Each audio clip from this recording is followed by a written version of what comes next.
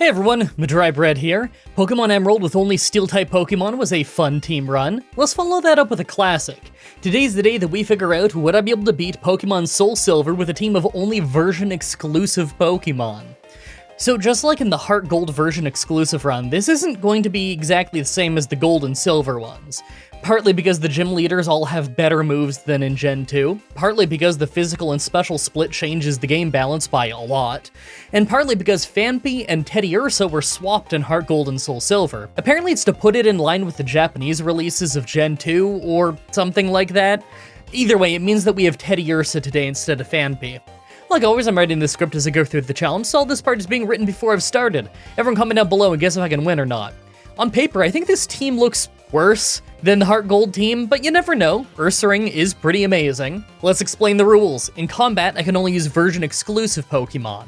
I'll need other Pokemon to use HM, so I won't be allowed to use any of those Pokemon in battle. No glitches or exploits, no items in battle, only Pokeballs, held items, and items outside of battle are allowed. Also, if you enjoyed this video, be sure to like, subscribe, and ring the bell for more. Let's do this. So, right off the bat, I used the Universal Pokemon Randomizer to replace Chikorita with Teddiursa so that I could do the whole run with it. I figured since we started with Phanpy in the Heart Gold run, it only makes sense to use Teddiursa in Soul Silver. They were the two swapped Pokemon, and plus you can find both of them right before the 8th gym, so having them earlier in the run means we get to try it out more. More interesting that way. Our nature is docile for neutral stat gains, and Quick Feet means that we get a 50% boost to speed if we have a status affliction. Essentially meaning it also negates the speed loss of paralysis, which is a pretty cool ability. Alright, so I guess I gotta go to the flying gym as early as I can. I thought that I'd be starting the run by catching Ladybug, but it turns out that you can only catch it early in the morning, and that's very much not right now. It's alright though, I can get Headbutt after the second gym, and it should be a reasonably easy Pokemon to find by headbutting trees. Plus, it's not like Ladybug was gonna help us much in the first few gyms anyway. It is a terribly weak Pokemon. I feel pretty good about all of these early fights though. We get Feint Attack soon, so we'll have a good move for our rivals Ghastly. The Flying Gym is just not that hard in general, and the Bug Gym in this game doesn't have Fury Cutter, so as long as I keep leveling during my travels, I think we can breeze through these fights. Once we've beaten them, then we can catch 2 new Pokemon, so let's get going. Real quick though, if I can just take a moment to give back, the other day, a video popped up on my feed called I Beat Pokemon Blue Using Only Moves Beginning with B by Ultra Potion. Small channel, I think I was the 40th subscriber, something like that. Man, it was a really fun video, and I really like how he presents his stuff. New YouTuber, if you're into these Pokemon challenges, maybe you want to check that out. If I didn't remember to put a link to his video in the pinned comment in the description, please bug me on Twitter until I do it. Because I might forget to put it in the links, I don't know. Alright, so the Flying Gym was actually really hard, just because Pidgeotto kept using Roost, and it was healing faster than we could hurt him. He wouldn't use it non-stop though, so we did eventually take him out, but we were only one hit away from fainting when he went down. So I tried the Bug Gym next, but I kept fainting, so I decided I should probably do the rival fight first, and it turns out that was the right call, because it was really easy. Normally in Gen 2, this fight is awful because Quilava keeps using Smokescreen, but this was really smooth by comparison. Still, I know I need to level before I can beat Scyther. Its Leer and U-turn combo hits really hard. Now, even after leveling a bit more, the Bug Gym took tons of tries because Fury Swipes is pretty unreliable, but Scratch is just not doing the job this time. As soon as I got a run where I landed a 5-hit Fury Swipe on Scyther, we finally won! Now let's go get some new Pokemon. Alright, time for 2 new Pokemon. First, I went ahead and got Ladybug. Look, I would say this is the dud of our team, but we're getting a Pokemon later that... Okay, I meant to write down that's debatably worse. Apparently it got autocorrected to delectably worse. Oh, that's so stupid, I love that. I like Ladybug, but I don't expect it to pull its own weight for a long time. I'm gonna have to get my hands on an experience share as early as I can, and unfortunately it's not as early as I would like. I can assume that Ladybug isn't gonna make much faint on its own. After that, I went ahead and I got a Vulpix. That's this version's Growlithe, and although I don't think it'll be quite as good as Growlithe, I do really like Vulpix. Maybe I could get some good use out of it with stuff like Will-O-Wisp, Confuse Ray. I'll have some utility. So next is the normal gym, and I actually had to grind for this because I kept fainting to all of the stomps that Miltank throws. Plus, we're infatuated the entire fight, so we often lose turns. I ended up having to level up to 30 so that we could evolve before we won, but evolving gave us such a huge power boost that it was pretty much a free fight. Time for another new Pokemon already! This is the last one we get until near the end when we snatch 2 more Pokemon. We've got our Meowth. This is another one of those Pokemon where I like it a lot, but it's not usually the strongest Pokemon around. I kinda like that a lot of our team aren't super strong though. It's always fun getting to use a really random team of Pokemon that you usually would skip when you're trying to build an optimal team. Does have the fun of the team runs, right? Having to use weird gimmicks that force you to use strange Pokemon you wouldn't normally take. Now I need to go beat our rival in the Ghost Gym ASAP. The sooner that I beat the Ghost Gym, the sooner I can surf. Then I can get that experience share and stop relying so heavily on Ursaring. Alright, well our rival was literally just a sweep now that Ursaring is evolved. We're hitting really hard for this early in the game. I figure the Ghost Gym's gotta be easy since we're normal type with a decent dark move. Yeah, that's what I thought. We didn't take any damage here either. Feels good to get that out of the way fast though. Okay, we're in a big non-linear part of the game now. We can do the Fighting Gym, Steel Gym, and Ice Gym in whatever order we want. Right away we go to the Lake of Rage and get the red Water Onyx scale so that I can get the experience share as fast as possible to help level my lower leveled Pokemon to catch them up. Then I can start clearing out the other routes for experience. I figure we absolutely have to level up the rest of the team now that the rest of the gyms aren't going to be free. The Fighting Gym will be super effective against Ursaring, the Steel Gym resists all of his moves, and the Ice Gym... Alright, well, maybe the Ice Gym isn't going to be that bad, but the other 2 will be. Actually, now that I'm thinking about it, we don't have any obvious answers to the Steel Gym either. I'm thinking Vulpix is our best bet, but it is far from strong enough to win that right now. I'm gonna have to go through the Rocket Hideout and try to train it up a bunch. Then I'll start attempts at the 3 gyms in the area.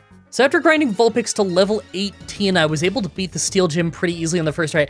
I must have written that wrong, right? There's no way it was only level 18. I'm looking that up. I'm checking the footage. Oh, yep. Yep, no, I was right. It's not 18, it's level 28. I thought that looked wrong. Doesn't the Steel Gym use like level 30 Magnemites or something? Or is that just Gen 2? Nah, it totally uses level 30 Magnemites. Man, what was wrong with me when I was writing this? I was tired. I actually would have fainted in this fight if not for the second rock throw missing, but the crit we got after wasn't necessary. I do think we still could have won if Vulpix fainted, but it probably would have been a very long fight with a very close result. Next is the Fighting Gym, and this was a weird fight. Primeape was spamming double team right away as we kept hitting Flamethrower. The problem is we dropped into a sliver of health, then couldn't land another hit. He ended up switching to Focus Punch to take us down, so I just sent Ursaring in to finish it with Feint Attack, since that move can't miss anyway. After that is Poliwrath, but he just used Body Slam and it hardly hurt us, so we easily headbutt him down. After that is the Ice Gem, but it was literally a no damage sweep. Mind you, that's thanks to some flinches, but even if we didn't get those flinches, I don't think a single one of our Pokemon would have fainted. Flinches are really incredible. Last before we get our new Pokemon is our rival under the radio tower, but we won pretty easily just by switching back and forth between Ursaring and Vulpix. Our Vulpix actually fainted to the Sneasel at the end, but Ursaring was able to easily finish it off. With that done, we can get our hands on 2 new Pokemon. First, for the terrible one, Delibird. Some would say it's delectable. Man, I've hated having to use this thing in any run where I have to. And there's a oh no, Christmas is coming up. We're probably gonna have to use Delibird again, aren't I? Look, I like the design and the idea of it a lot, but its stats are about on par with a first form starter, and the only move it has by level up is Present, a move that can randomly heal your opponent. It's just terrible, and realistically the only use we have for it is teaching it Ice Beam by TM, but because it's in the game corner and they took out the ability to convert Poké-Dollars into coins in this game, I have to play an unreal amount of Voltorb flip to make that happen. And I'm gonna have to do it fast because although Ice Beam probably isn't gonna help us a ton in the Dragon Gym, it will help a ton in the Lance fight near the end of the run. Full disclosure, I'm gonna save state to cheat like crazy at Voltorb Flip to get coins, and I don't think there's a single human being watching who's gonna blame me for that. In fact, the last time I did that, everybody just said, good, I cheat Voltorb Flip too. I don't even dislike Voltorb Flip as a minigame. I think it's kind of fun. It's a little bit like Minesweeper. But man, getting enough coins for the TMs you need at Voltorb Flip takes forever. Even when I cheat it like crazy, it still takes me a dead minimum of half an hour to get the coins I need. Anyway, after that, I caught Skarmory. I love this Pokemon. It's a flying and steel type with fantastic defense. It doesn't learn many moves that we care about, but Steel Wing and Fly will probably have some uses. Maybe it'll be good for setting stuff up. It learns Metal Sound and Spike, so I could see it being good to have at the front of the party in major fights. Or maybe I could stall with it. You know, some kind of like flying leftover strategy. Wish I could get Toxic, but it's not nearly as easy to get in Heart Gold Soul Silver. Alright, time for the Dragon Gym. Right away, we obviously use Persian with Thunderbolt to pretty easily two-shot Water Onix, and next is Dragonair. It was nearly a one-shot with Headbutt, but thanks to it flinching, we never got hit. We even got her to waste one of her healing items. Kingdra is next, and I was worried when we instantly got smoke screened and missed a Headbutt. A second smoke screen got us too, but we landed a hit that turn. I decided to switch to Ladian just to get rid of the accuracy drop. I tried to put up a Reflect, but we got one shot, so I sent Ursaring back in. Thanks to a flinch, we took it out without getting hit. Last is our final Dragonair, but one Headbutt did the trick. That really wasn't all that bad. Alright, this rifle fight before the Elite Four is officially driving me nuts. Despite feeling like I can win, I just lost 6 times in a row to confusion, burns, and crits. On the last run, we straight up just lost because of horrible damage ranges. I was hoping to brute force my way through with Ursaring, but it's just not working. The only real threat on his team that we don't have a direct answer for is Typhlosion itself. Its lava plumes are absolutely brutal. We get burned almost every time, and even when we don't, he randomly does a ton of damage with it. I swear the damage ranges on these lava plumes feel huge. I already knew that I was gonna have to level up the team before the Elite Four, but I guess I'll have to do it right before this rival fight too. I think it's time that I get the minimum level in the party up to 35. Future MDB here, doing the voiceover and everything after having already beat the run. I don't know why I didn't think to just go get Earthquake. The Earthquake TM is literally like a 30-second walk away from this fight, and it probably would have gotten me the win earlier. Whatever, it doesn't matter. The minimum level on my team still needed to be raised before the Elite Four anyway. I just think it's funny in retrospect that I completely forgot Earthquake is right there. Alright, the Pokemon gods are trolling me. I get the team up to a minimum level 35, and that ends up not playing into the fight even slightly, and all the luck just perfectly lines up where I won with Ursaring. Why does this happen so often? Have you noticed it too? I'll try and fight for ages, it doesn't work, so I level up a little bit, and then the fight ends up being lucky in just such a way that I didn't need the level ups to win. But the game didn't want to give me that luck until after I leveled. I feel like I'm in a bad work environment where my boss is always pranking me, but my boss is the ghost of Pokemon's past. Now that we're at the Elite Four, let's take a look at our team. Well, Delibird and Ladian are pretty much duds. Vulpix has pretty low stats for this point in the game, and Persian has really bad special attack for a Pokemon that I only really have for Power Gem and Thunderbolt. I'm sure that I can get some use out of most of my team, and even Delibird is going to have some value thanks to Ice Beam, but really Ursaring is going to do most of the heavy lifting. Maybe Skarmory can help out, but outside of specific type matchups, it's probably just Ursaring doing the bulk of the damage. Make your final guesses on if we can win this or not. Let's do this. First is Psychic Trainer Will. As expected, this just wasn't too bad, but the last Xatu ended up giving me troubles for ages thanks to weirdly bad confusion and crit luck. I had to use Rest twice and keep snoring to deal damage. Maybe I could have just opened with 2 feint attacks and 1 earlier though, I'm not sure. Second is Poison Trainer Koga. Right away we use Flamethrower on Ariados and burn it instantly so its Poison Jab didn't hurt quite as much, although it did still hit hard. He full restored and we just 2-shot him with Flamethrower. Next is Muck, so I switched to Ursaring knowing that I had to deal a lot of damage very quickly before he could minimize. He did end up minimizing, but we 2-shot it, and minimize is only 1 stage of evasion back in Gen 3, so it really wasn't so bad. Out to Vulpix as Fortress came out, and we just 1-shot it thanks to the double type advantage. Next is Crobat, so I sent in Delibird to Ice Beam it for pretty solid damage. Thanks to him just using double team but not actually dodging, we did a couple of damage on the first few turns. Problem is, we eventually missed and got taken out by a couple of wing attacks, so I had to finish it off with Ursaring. We took a critical wing attack before taking it down, but we have feint attack, so we couldn't miss. Last is his Venomoth, so I sent Vulpix back in to take a Psychic that knocked us down to only 6 health. He's faster, so after our Flamethrower we fainted, but I still have most of my team, so I just sent Ursaring back in to finish it off with Headbutt. Not bad. Third is Fighting Trainer Bruno. The vast majority of his team was really easy between Skarmory's Fly for the fighting types and Delibird's Ice Beam for Onix, but his Machamp at the end was a beast. Its ability makes it so it never misses, so trying to land Fly is giving him a free hit on us. I had Vulpix burn him right away to start piling on damage and lower his attack, but even with the attack cut, he was hitting us incredibly hard. A crit on Ursaring nearly one-shot us, but in the end, we did take him out. Fourth is Dark Trainer Karen. Right away, this fight is brutal.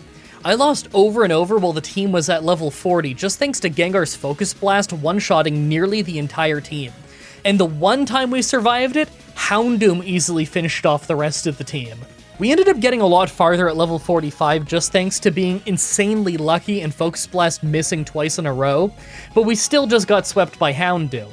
Okay, if I could level up Ursaring a few times, then he can one-shot Gengar, and that would take a huge amount of randomness out of the fight, so I'm gonna try that. So I had to get Ursaring all the way up to level 58 before he could start getting those one-shots on Gengar, and we still took a ton of damage in the process. But now we have just enough health that Houndoom uses Nasty Plot instead of Flamethrower right away. We still would have fainted if not for how our Quick Claw saved us at the end. The rest of his team was just a Murkrow who got one shot and a Vileplume who couldn't handle our Vulpix. That means that we have Lance next, and I really don't see us winning, until Delibird is up to level 50 at least, since we're gonna need him to be faster than the Dragonites. Finally, Pokemon Champion Lance. The Water Onix at the start was obviously easy with Thunderbolt, but as soon as we didn't one-shot the first Dragonite with Ice Beam, it was all downhill. We could get a bit farther into the fight by Brute Force, but really we don't stand a chance against the army of Dragonites. I'm not even convinced I need to level up a single member of our team either than Delibird, so I think I'm just gonna boost it up. As soon as the Dragonites are gone, I think the rest of the team is ready to mop up the leftovers. Alright, so I had to get all the way to level 56, but Ice Beam can one-shot the Dragonites now. Water Onix ended up hurting us a ton before we took him out, since he uses Waterfall this time, but of course the first Dragonite was just a one-shot. After that is Aerodactyl though, and I had to practice this fight a lot to figure out who I could safely send in. This time I tried Vulpix on the off chance that Rockslide missed, but of course it didn't, so we fainted, and I sent in Ursaring. We were taking a lot of damage, but because we didn't flinch, we took him out with a Headbutt and a critical feint attack. After that is the second Dragonair, who was also a one-shot, then it's out to Charizard. I knew Persian would be faster, so I used Power Gem for the double type bonus. It did solid damage, then we fainted, so I sent in Ursaring to score with a Headbutt for the knockout. Last is his Dragonite, but it was also a one-shot with Ice Beam, so we won. With that victory, we get into the Hall of Fame and win the run, but you know it's not over yet. Heart Gold has all of Kanto in the post-game, including 8 gym battles and a secret final boss fight with Red. 7 of those 8 gym battles are super easy since they're weaker than the Elite Four, so we're gonna have to skip ahead to the next real challenge, Blue. I also made sure to do that Bill's Dad quest for a while so that I could get my hands on a Firestone to evolve Vulpix into Ninetales. Took forever, by the way, he asked for everything else in the world first. Now, I don't really know what to think of the endgame. I'm sure we can beat Blue with enough time, but Red might be really bad. I can't even get to him if I don't replace a move on Ursaring with Rock Climb. The Heart Gold version exclusive run was the first time I ever beat Red in these remakes, so I'm excited to see if I can do it in Soul Silver. Right now, I don't really feel like my team is as good as the other one, probably just because Donphan was such a beast. That said, Ursaring is a great Pokemon. I bet we could win by level 100. Okay, first is Blue, and I had to level up a ton before I stood a chance in this fight. This is so much harder than I thought it was gonna be. Right away, we used Flamethrower on Exeggutor and ended up critting for a one-shot. And second is Rhydon, so I had Ursaring use Earthquake. We even lucked out, and his Stone Edge missed, so we two-shot him without taking damage. This start is fantastic. Out to Lady, and his Machamp came out, so I could use Reflect before he hit Thunder Punch. I used Strength just to do a tiny bit of damage before we fainted, then I sent Ursaring in. Now, this Machamp is a beast who ruined most of our earlier attempts, but thanks to Reflect, his Dynamic Punch didn't totally obliterate us. We still took a ton of damage and he used a full restore, but our headbutts were doing awesome damage. The problem is, we hit ourselves in confusion on the next turn, so he finished us off, then our Reflect wore off at the same time. That's really bad. Ninetales was able to outspeed him and hit Flamethrower, but it left him with a Sliver. The burn finished him off, but not before he hit Stone Edge. Hey, at least the burn made it do less damage. Water Onyx is next, so naturally I sent in Persian to Thunderbolt it for huge damage, although it was not a one-shot. He used Dragon Dance and a full restore, but we were still faster, so we two-shot him after that. Second from last is his Arcanine, and I don't have any good answers for it now that Ursaring is down, so I switched to Ninetales and hit Confuse Ray at the start. He hit a Dragon Pulse for a bit of damage, but his extreme speed next turn took us out before we could hit him. I sent in Persian to use Power Gem, but it really wasn't doing much. We lucked out though, and he hit himself in confusion. We used Thunderbolt, and he hit himself again, so I thought we could win, but he used a full restore. I just kept using Power Gem since it did more damage, and he ended up hitting a Flare Blitz that took us from full health to only 1, then he used Extreme Speed to finish us off on the next turn. After that, I sent in Delibird, who was faster, and hit Fly for a knockout. Man, all we had left was 2 Pokemon who are weak to fire. We so easily could have lost that. Last is Pidgeot, but Ice Beam scored an easy 2-shot. I lost this fight many times before I got this win. Blue is so much harder in the remakes than in the original. Alright, so the level we got to Red at is obviously not a high enough level to survive. His whole team are way higher levels than us. If I remember right, in the Heart Gold run, I started making attempts at level 75, and I didn't win until 85. So let's get up to at least 75 and just see how we match up. Well, I got the team to 75, and it was not close. In fact, Pikachu nearly one-shot us with Volt Tackle right at the start. Then we fainted after the finishing blow thanks to Hail. I tried a few times, but we never got very far into the fight. His whole team is a much higher level, and he really hits hard. More than anything, the speed disadvantage makes most of our team just about useless. Well, level 80 didn't really help us that much. We were a little stronger and a little faster, but that Blastoise is a monster. His Focus Blast makes him incredibly dangerous to our only Pokemon that can do decent damage to him. Maybe if Ursaring's faster than Pikachu when we hit level 85, then we could stand some kind of a chance, but I'm strongly thinking that I'll have to be at least level 95 to win this one. Well, at level 85, we outsped and one-shot Pikachu thanks to our Quick Claw, but the extra health only gets us one Pokemon farther into the fight, and only sometimes. We're still just getting stomped. It's unreal. I need to get way stronger. Okay, all the way at level 95, Ursaring instantly loses 2/3 of his health to Volt Tackle before we take Pikachu out, and next is Blastoise, so I switched to Persian to Thunderbolt it. It's a 2-shot, but Blizzard takes out a pretty big chunk of our health first.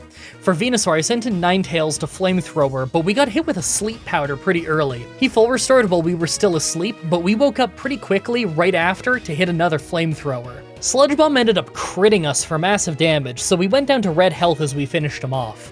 I switched to Delibird as Lapras came out since I had no good answer. I just kept using Fly, but Blizzard did massive damage to us. We ended up dropping him to below half health as he made us faint, so I had to send in Ursaring to finish him off with one good headbutt. We still took some hail damage for sending him in, but it was worth it. Next is his Snorlax, so I had Skarmory jump in and use Substitute, but it didn't work out as his Blizzard one-shot it. Failing that, I just started using Fly. We had leftovers, so we heal while we're in the air, but the hail still hurt us. His blizzards didn't really do all that much damage to us though, so I had a lot of time to use Roost to stay healthy, and his blizzard hardly hurt us on those turns, since Roost makes you lose your flying type for the rest of the round. We hit another fly that took him to a sliver, Giga Impact hardly hurt us, then the hail finished him off. Charizard is last, so I sent in Persian to hit Power Gem for that double type advantage. I assumed it would survive, but we actually crit for the one-shot. It was not easy, but we did win. That was fun. I don't think the team was nearly as good as the Heart Gold team, but I really liked a lot of the Pokemon that I got to use. Skarmory is cool, Ursaring is cool, Ninetales and Persian are always fun. It's just a shame that Ladian was pretty useless. I think Reflect saved us once. Maybe we needed that Reflect? I don't know. Delibird does at least have Ice Beam. That saved us in the Lance fight. And its Fly did take out Arcanine. So, you know what? Delibird did pull out a victory in some important fights. I really hope you guys like that run. The next Pokemon Challenge should be up next week on Saturday, like usual, with Pokemon X, with only one Chansey. Hey, did you know that in Pokemon X, Chansey can't learn a single special move until after the 4th gym? Yeah, I didn't know that until after I started playing it. That one. Oh boy, that one. You just wait. As always, I'm looking at your suggestions in the comments, in the challenge request section of my Discord channel, and on Twitter. Subscribe, ring the bell, stay tuned. Outro time. Man, I have so many things that I could talk about, but I should probably be real quick with this because it's Sunday right now, and I don't like that. Because I like to have these edited by Saturday at the latest, because the earlier I get it edited, the earlier you guys get to watch it early if you're a YouTube member or if you're over on the Patreon. So I already don't like that I've been so busy that I'm having to do this on a Sunday, so I want to get it done fast. Real quick, the $50 supporter shout-out tier: Jacob Busby, Javid Khusro, Grayson Fitz, Tara Louise, Alessandra Hedgeblog, and Joel Mann. Thank you so much for the support. I always really appreciate it. And you guys in these outros have been hearing me talk about Haven and Hearth and how I'm doing those guide videos and everything. Well, the guide videos are up now.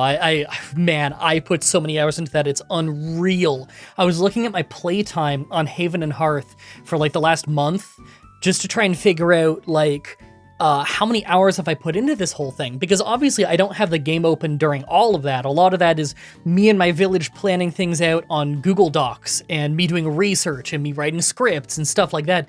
So although there is a lot of prep I have to do in the game of Haven and Hearth for those guide videos, it still requires a lot of work both in and out of the game, and just in the game was over 200 hours. So who even knows how many hours I put into this? But my 7 days series where I teach you how to go from starting the game for the first time, playing your first hour, all the way to your first day, all the way to your 7th day of getting you into the game safe, well set up, in a good position and having fun. I finally have that series done, and the whole thing is up on my YouTube channel right now. You can watch the whole thing and binge it in the playlist if you want. I had a really fun time making it, even though it was really hard work and took me forever, and I'm sure I'm not going to get anything out of it beyond I'm going to have a lot of people bump into me in the game and say, hey man, thanks for the guides, they really helped me. Because I still get people bumping into me in the game saying that, even though I haven't made a guide in the game in 8 years. So hopefully these new ones that are a lot more up to date are going to be more helpful to people. Real quick though, for the uninitiated, Haven and Hearth is a really fun online game. Totally free, doesn't even have like crazy microtransactions or anything. You can pay to support the developers if you want, but they never gouge you, there's nothing crazy. It is legit a free video game that is a full video game that is fantastic. Nothing is locked off if you didn't send money to support the developers. It's on Steam nowadays, although I've been playing it since long before it was on Steam. I've been playing it for 11 years now. And me and my village love to teach new people how to play. We do get hunted a lot because I'm a YouTuber, and they like doing that because Haven is a very harsh world. However, I have amazing methods for making sure that the people who hunt me can't immediately get into our private chats and everything to learn about the village, because yes, they do actually go on people's Discords and attempt to figure out how to infiltrate their villages. They've done the exact same thing on my server before, that's why we have a private chat. And I have all kinds of amazing ways to make sure that they never figure out their way in. One of them is I say that you should go to my Haven and Hearth public chat over on my Discord server, link to the description, and say Meowth if you're interested in joining. Why? Because when you say Meowth, I'm gonna DM you and just say like, hey, I'm curious, why did you say Meowth? And you're gonna say, it's in the book. And that's the passcode for me to let you into the private chat so that you can learn how to play and have a fun time playing the game with all of us. We'd be happy to teach you.